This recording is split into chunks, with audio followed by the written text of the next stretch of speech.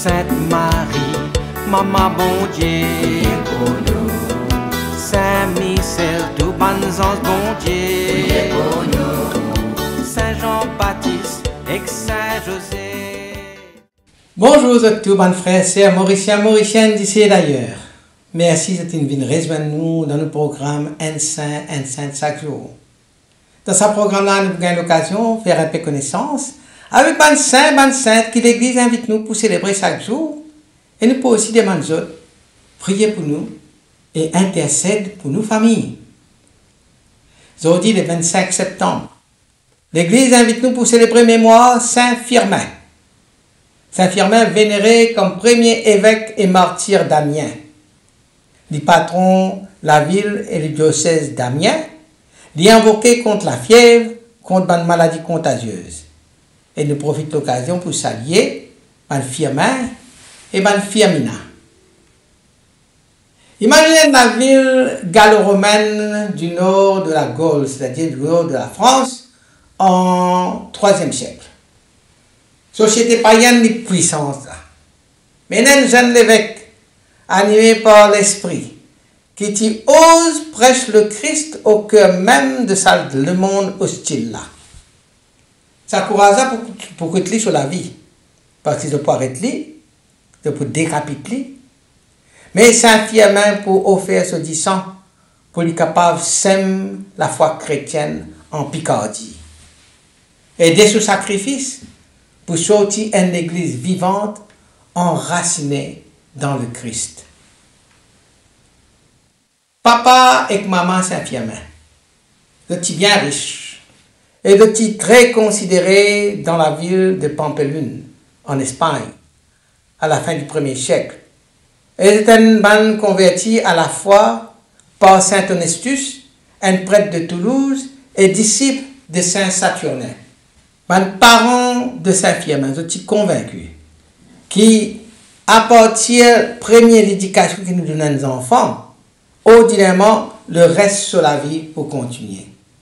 Alors, je te mets sous la main, entre les mains, un saint prêtre, un saint ecclésiastique, qui pour introduire lui et qui pour prendre comme compagnon dans tout ce ban sorti apostolique.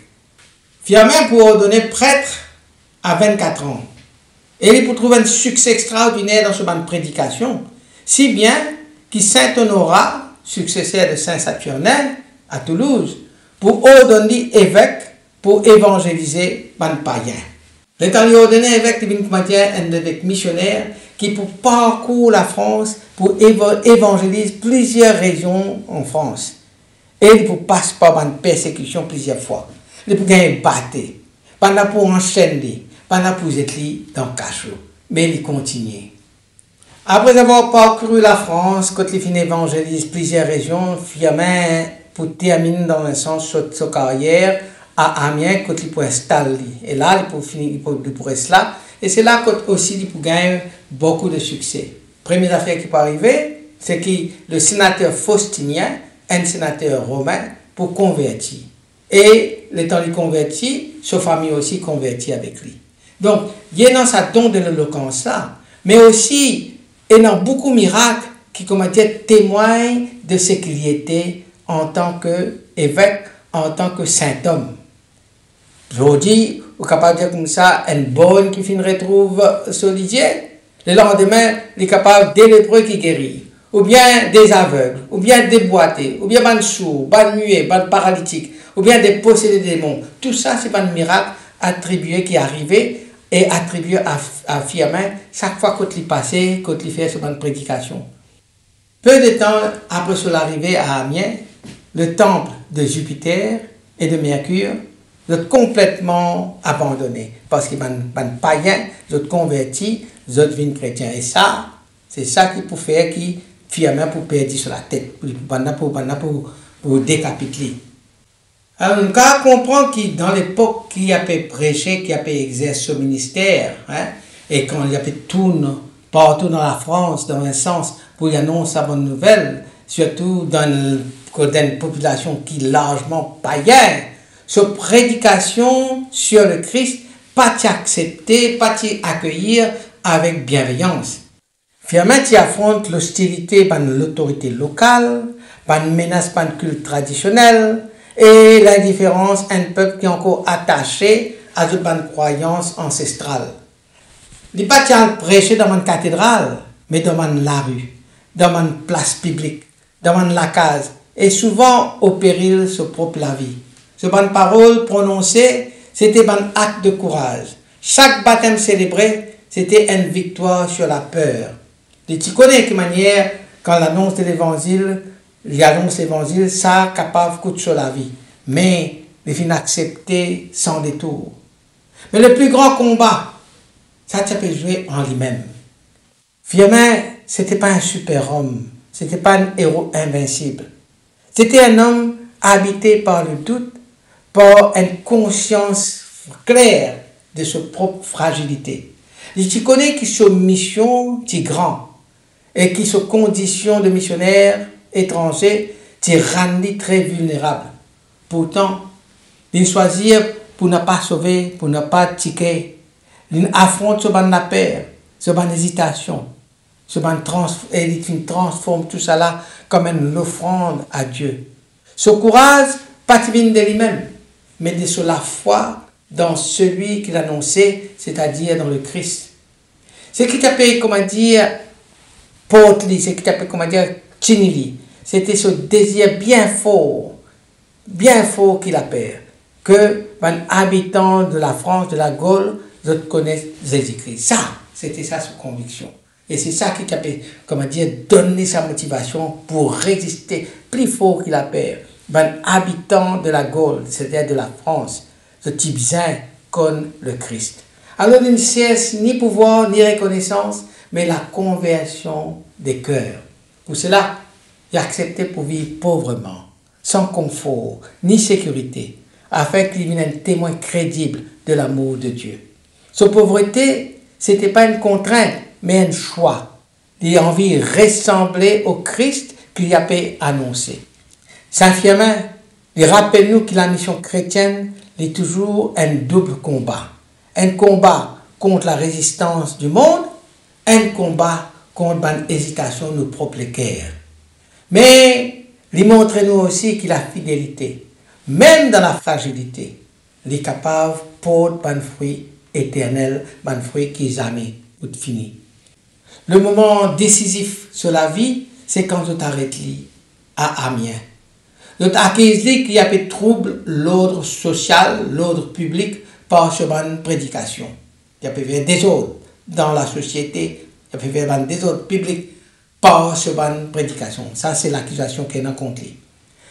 Mais il n'est pas régner le Christ. Il refuse pour régner le Christ et il est condamné à mort. Vers l'an 303 ou 304, Zot décapite, Zot coupe sur les coups. Et ce disant vient, comment dire, une semence de la foi.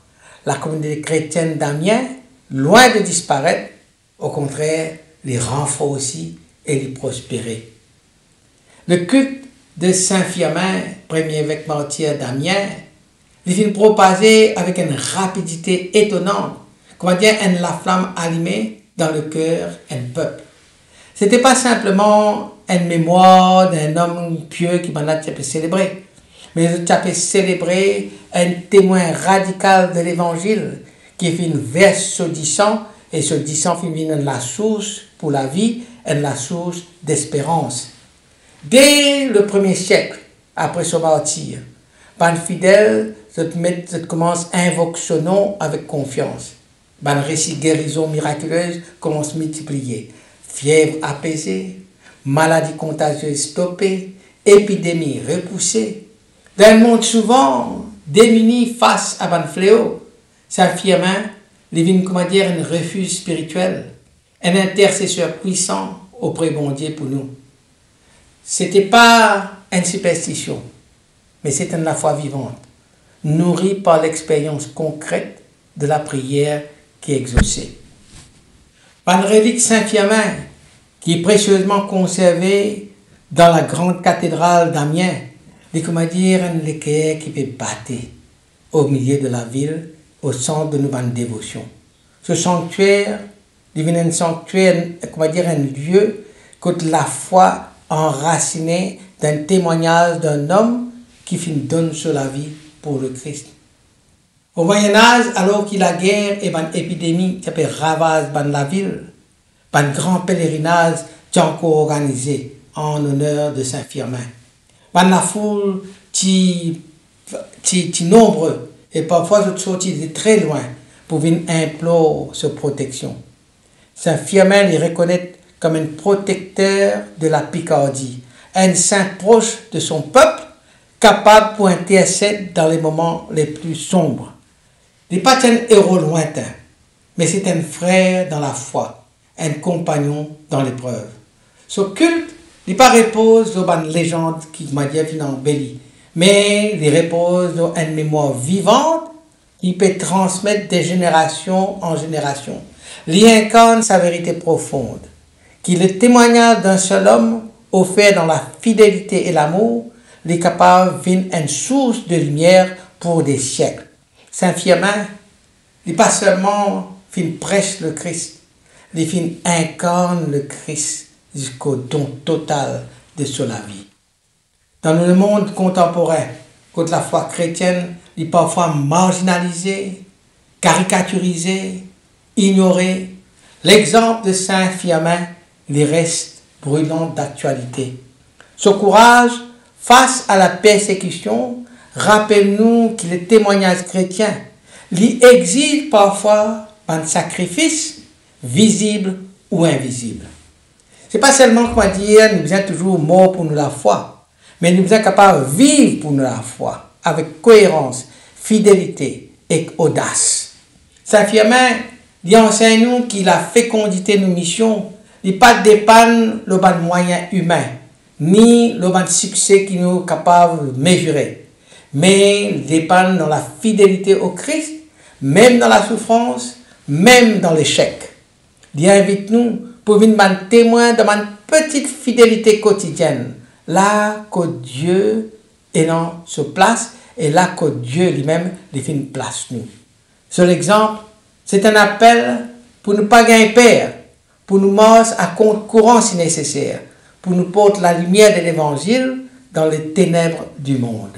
Et ce témoignage silencieux, il parle avec force. Il incarne une parole de l'évangile et des pères de l'Église qui résonnent comme un écho dans nous la vie, dans la vie qu'il finit de donner. Par exemple, Saint Marc, dans chapitre 8, verset 35, pour dire « Celui qui perd sa vie à cause de moi et de l'évangile la sauvera ». Une parole qui résume le martyre chrétien.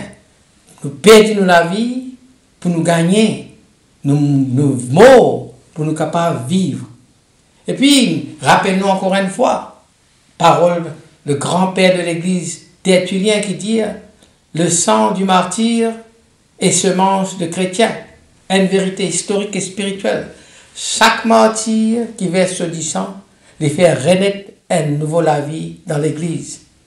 Et pareil, comment Saint Matthieu vous dire, dans chapitre 10, verset 28, « Ne craignez pas ceux qui tuent le corps, mais ne peuvent tuer l'âme. » C'est une invitation à la confiance, à la paix intérieure, même au cœur de l'épreuve.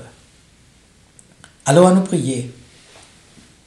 Bon Dieu le Papa, bon Dieu de force et de miséricorde, te donne à Saint-Firmin le courage d'annoncer l'évangile jusqu'au martyr.